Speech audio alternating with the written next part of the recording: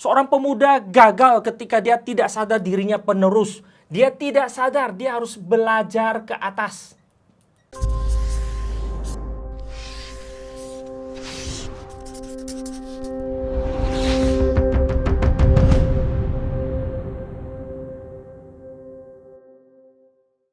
Kegagalan pemuda yang paling fatal adalah, pertama, dia tidak tahu dia pemuda. Itulah yang paling fatal. Ketika seseorang tidak sadar siapa dirinya, dia tidak tahu untuk apa, kemana, dan bagaimana dia menghidupi jalan hidupnya. Jadi ketika seseorang dikatakan pemuda, dia adalah pemuda. Maka ada beberapa hal yang nempel dan menyandang kepada istilah ini. Yang pertama, yaitu bahwa dia adalah yang masih muda, memiliki masa yang panjang, maka dia adalah penerus. Seseorang ketika tidak sadar dia adalah penerus, maka dia tidak akan mempersiapkan diri. Penerus itu memiliki beberapa aspek. Seorang pemuda gagal ketika dia tidak sadar dirinya penerus. Dia tidak sadar dia harus belajar ke atas. Dan dia tidak sadar bahwa dia sedang harus mengajar ke bawah.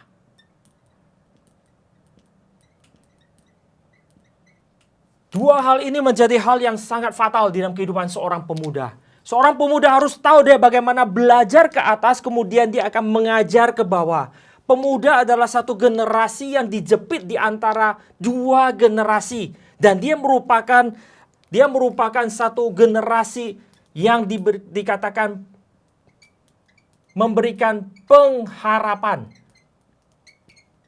Karena dia ketika meneruskan sesuatu, maka ada sesuatu yang bisa dibawa terus-menerus. Sesuatu yang boleh berjalan terus-menerus. Sesuatu yang boleh membawa sifat kekekalan.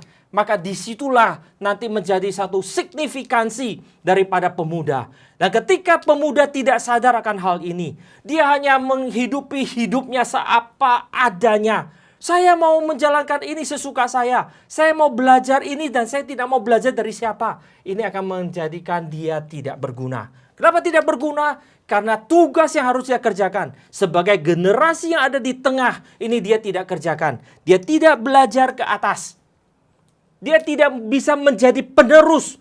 Dia tidak bisa menjadi yang meneruskan apa yang sudah Tuhan berikan sepanjang sejarah. Kemudian dia tidak bisa meneruskannya kepada yang di bawah. Maka dia menjadi satu mata rantai yang terputus dari mata rantai sebelumnya. Dan dia tidak bisa meneruskan kepada mata rantai yang seterusnya, di mana Tuhan mau bekerja. Ini menjadikan dia kehilangan identitas dirinya sebagai pembawa pengharapan untuk menjadi yang meneruskan sebelumnya, menjadi yang belajar dari sebelumnya dan meneruskan kepada generasi yang seterusnya. Sehingga ini boleh diikat kembali. Inilah nanti menjadi kegagalan pemuda yang paling utama.